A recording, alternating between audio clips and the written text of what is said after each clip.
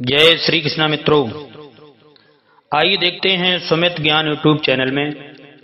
स्वागत है सभी दर्शकों का हमारे सुमित ज्ञान यूट्यूब चैनल में।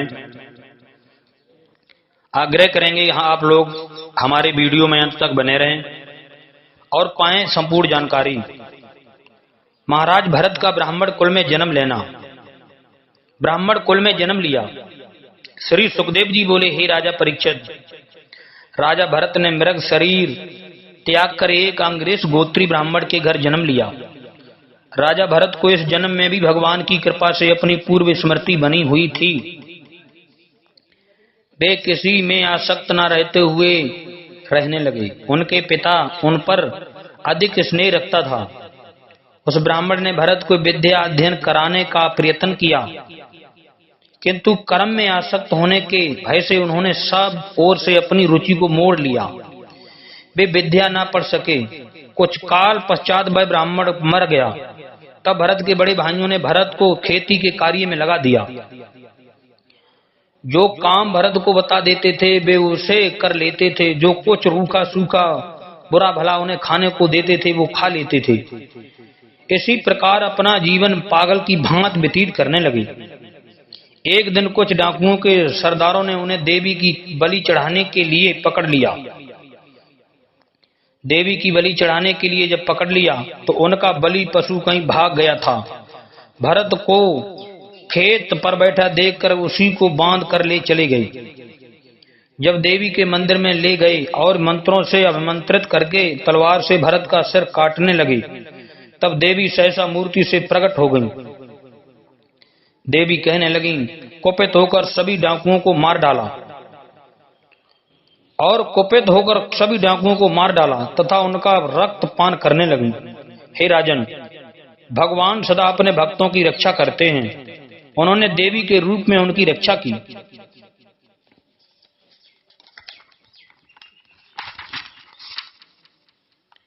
श्री सुखदेव जी बोले, हे राजन, एक दिन सिंधु सौवीर प्रांत का राजा रघुगढ़ अपनी पालकी में बैठकर कहीं जा रहे थे। उनका एक कहार थक गया।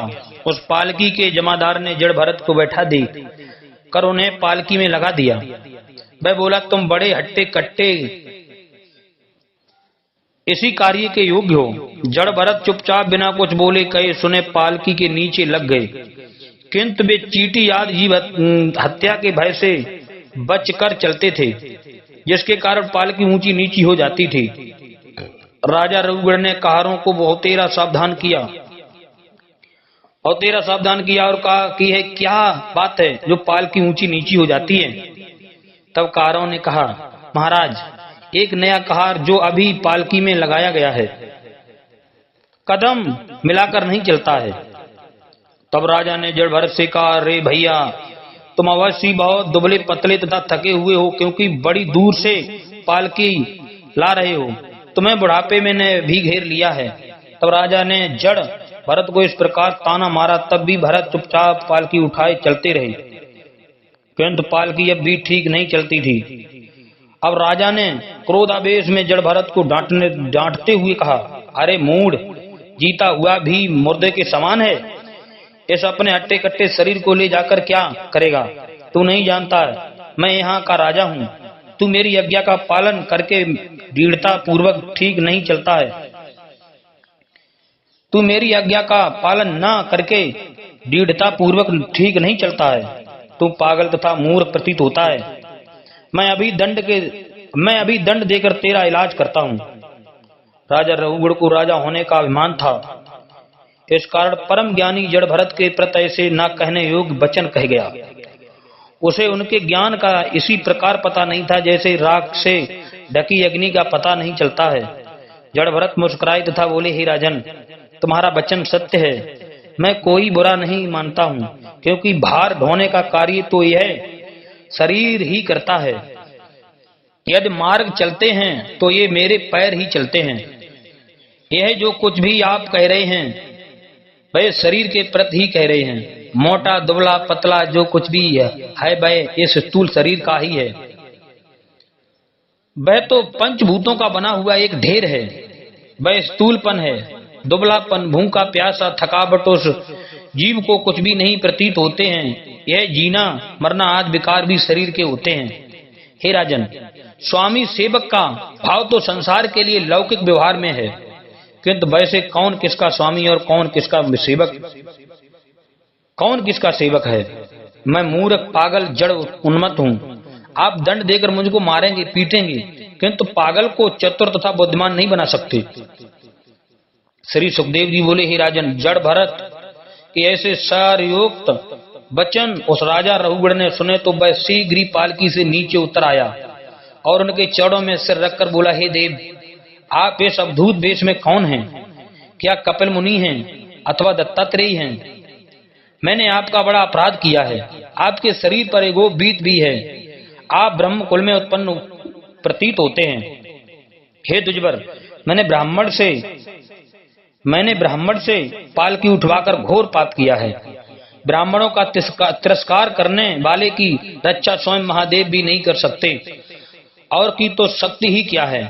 हे ब्रह्मदेव, आपने जो ये कहा है कि मुझे कोई श्रम नहीं हुआ है, यह कथन किस प्रकार सत्य है? हम जब युद्ध करते हैं तो थकावट होती है। आपने स्वामी सेवक का लौकिक व्यवहार कहा है, वह किस प्रकार सत्य है? व्यवहार को भी प्रमाण मानते हैं। आप जो कहते हैं कि देहादि का प्रभाव जीव पर कुछ नहीं पड़ता है, सो वह कैसे सत्य है?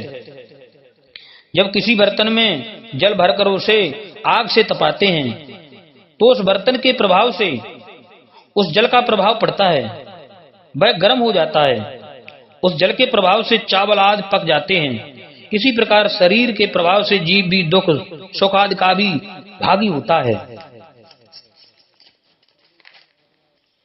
ऐसा कहकर राजा रघुगण भरत के चरणों में गिर कर क्षमा याचना करने लगा।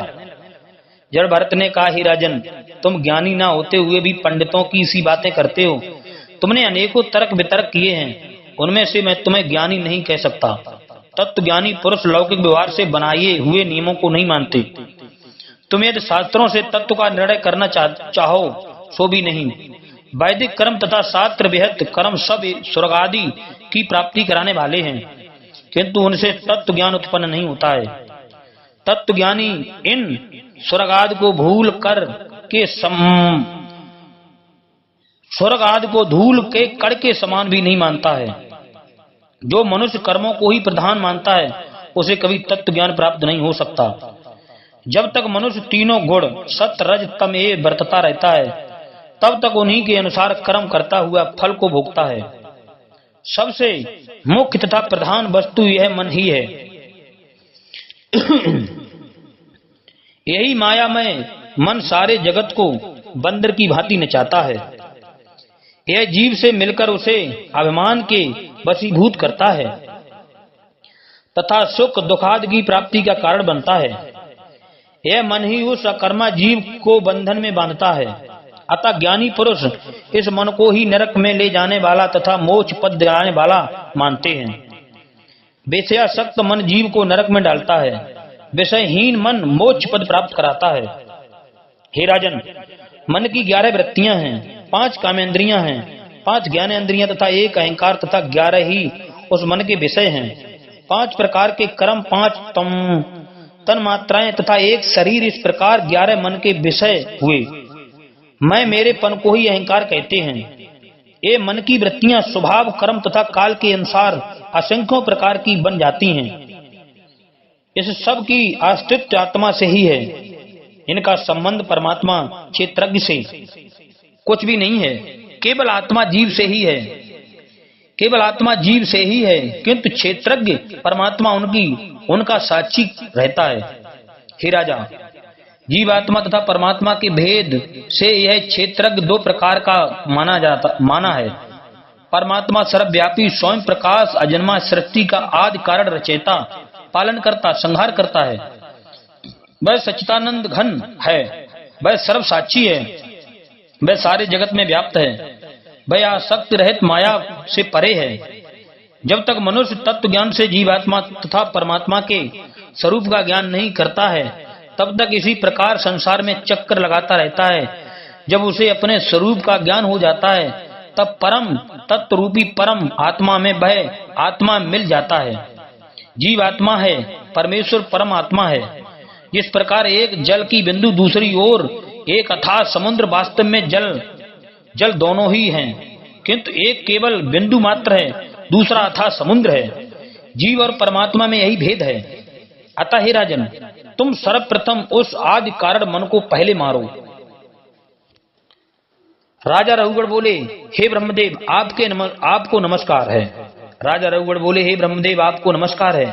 आपने लोक हित के लिए ही यह शरीर धारण किया है। आप इस पार्थिव शरीर से उदासीन रहकर विचरते हैं। आपका तत्व ज्ञान मुझे अमृत में प्रतीत हो रहा है।